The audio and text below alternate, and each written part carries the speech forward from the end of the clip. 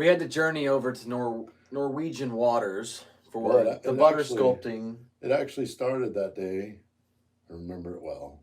Yeah. I just went to the grocery store to get a Okay. few things. Oh. I stopped in this lady on a little motorized cart because you know those are a thing now everywhere. Right. These motorized. She needed me to get something off a high shelf, right? Yeah. So I got that. We started chatting. She seemed like a completely normal lady. So I followed her out to the car. She asked me if I could help her get some stuff in the trunk, right? So Yeah. I'm thinking, okay, little lady, it's fine. I got Right. a little time here. I can help. I was on my way out anyway. So I go out to the car with her. Next thing I know, I'm putting stuff in her trunk. Next thing I know, a van pulls up. I'm in the back of a van now. They put a thing over my head. I had no idea where we were going. Yeah. So that's where. Well, next things thing got I know bad. is we got the call and we had to travel to Norwegian waters to a super yacht owned by who knows. You guys are trying to figure out where I'm at. Right, exactly. I remember hearing the news of your disappearance, and there was cameras capturing it, and so we saw the video of you getting thrown in the van. They sent it to you, didn't they? Yeah, and they said come to these coordinates now. And so it was about 2 weeks later we finally got to the Norwegian waters, and we were just on this yacht, and something to do with butter sculpting or something like that. Mm-hmm. They heard something that I was involved in that, and there was some kind of big competition coming up, I guess, in Asia. Well, but it was at some type of like underground competition, Facility. right? That's all I remember. I woke up. I was in this dark room. I got the thing over my head. I didn't know how long I was out. They must have shot something into me, something I don't know. Right. So I'm in this dark room. There's musty smelling. I had no idea. It felt like almost like dirt floors. I had my hands were behind my back, of course, and at that point, I'm just fearing for my life. Of course, I didn't know what was going on. No one had mentioned the tournament of the butter sculpting thing to me yet. So here I am. I had no idea where I was. It was dark. Didn't even have there was no concept of time at that point. I didn't know how long I was out, what day it was, where I'm at. So, scary deal. Right? Yeah, what do you do in a situation anyone's gonna be scared like that. Well, I remember when we flew over, because we flew over to the Norwegian waters, but to get to the waters, we had to fly to Norway. So we get to Norway, we get to the airport, we took a normal flight over there, but when we got to the airport, we had these guys, they came up to us and they said, you need to come with us, in Norwegian accent. So we're like, oh, okay, well, I don't know what this is. So they took us to a similar place like that, and they were just talking to us. But it was really weird because it was super normal conversations.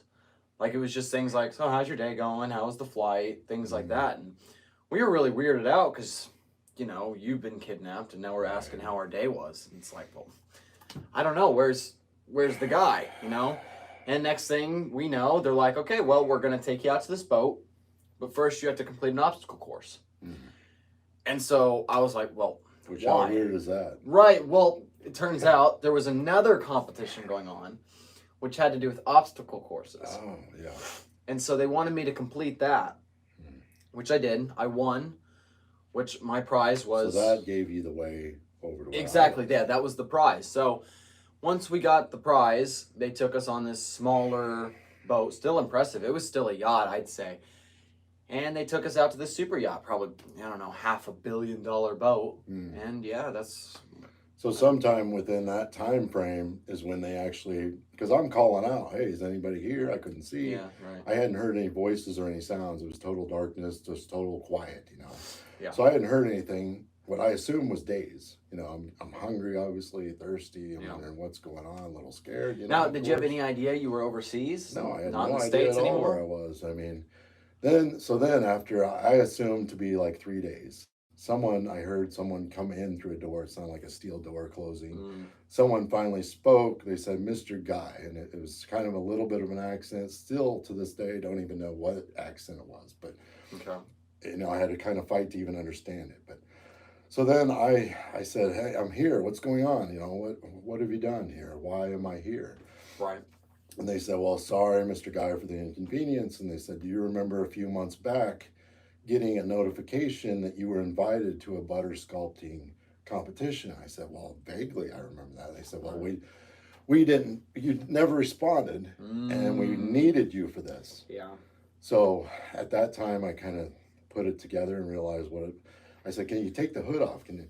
They said, "Yeah, yeah." So they took the hood off. They asked if I was willing to do this now. They went to all this trouble to set this thing up, and I said, "Sure." I mean, I'm here. I don't appreciate the way I got Right, here. yeah, no one I would. mean, I asked them what day it was, and it turned out it was actually 4 days later. Wow, yeah.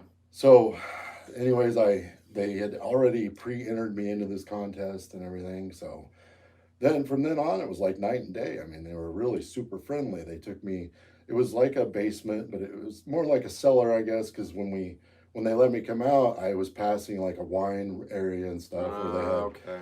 And then it led up the stairs, and it was just like nothing I would have. I thought maybe I was like in the middle of nowhere in like a barn or something or in an abandoned house, but it was a mansion. I mean, this place was amazing. Yeah, okay. So they took me up there, and it was completely different. Then they treated me great. I mean, everything I could eat. You know, I had. I mean, the room they put me in was gorgeous. Of course, they didn't restrain me or anything after that. Once I agreed, I signed this contract to go into the butter sculpting competition. Okay, okay. My name was on there in the registry and stuff. I signed up, and I mean, it was limos everywhere I wanted to go. It was just, you know. So then I get there, I compete, you know, and I ended up, I was a little worried because I got second place. So I thought, oh, these guys went to a lot of trouble and expense to do this, but they were more than happy with that. I mean, that was great so it worked out. I got second place in that, and I mean, they flew me back home later the next day. Yeah, I remember that. Yep, we flew home together. So that's kind of what's been going on.